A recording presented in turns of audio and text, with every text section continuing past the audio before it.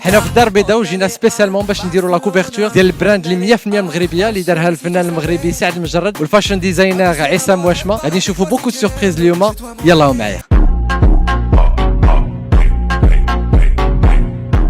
ما عمري غنسى هاد لاصواغي هادي، كنت موحش لو بوبليك، كنت موحش الخشبه. كان الوالدين ديالي، كان يعني كاع داكشي اللي كنت كنتمناه اكثر منه طرا الحمد لله، والناس كانوا فرحانين. حسيت بالحب ديال الناس وانه الناس عجبتهم حتى لا مارك اس دبليو. ام سو هابي، وهذه ان شاء الله بدايه خير. شكرا لكاع الحضور اللي جا والناس اللي شجعوا لا مارك ديالنا واللي جاو تفرجوا فينا اليوم. واخر حاجه بغيت نقول هي هذه ماركه مغربيه وانا فخور بها لانها مراكن براند والله ينصر سيدنا. في هذه لا كولابوراسيون زوينه بين سعد وعصام اللي اصدقائي من سنين، اي جي ات دو ديكوفرير هذه لا كوليكسيون. انا كصديقه ديالهم فرحانه بزاف بزاف بزاف. دو غرانز ارتيست تلاقاو غير باش يخرجوا شي حاجه اللي غتكون واعره. سعد ابداع الفن. سعد المجرد أول شيء حبيب وصديق وإنسان طيب وقلب نظيف.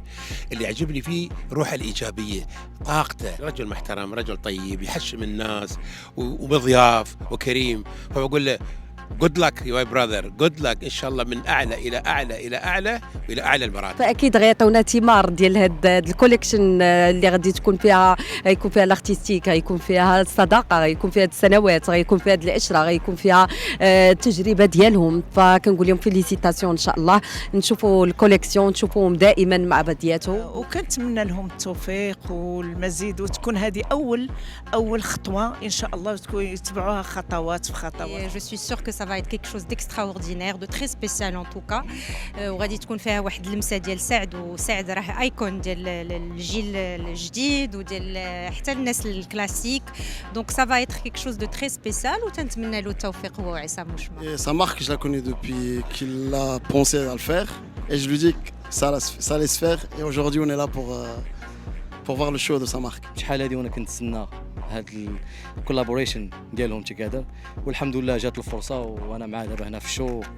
شي حاجه كبيره. C'est quelque chose qu'on voit pas souvent au monde arabe et vraiment c'est un truc très intéressant. ما تنتمنى هاد لا مارك زعما انا وسعد نوصلوها لواحد البلاصه كبيره، نوصلوها للعالميه. واينات تنتمنى انا ويانا نديروا شي حاجه كبيره ان شاء الله للموضه المغربيه.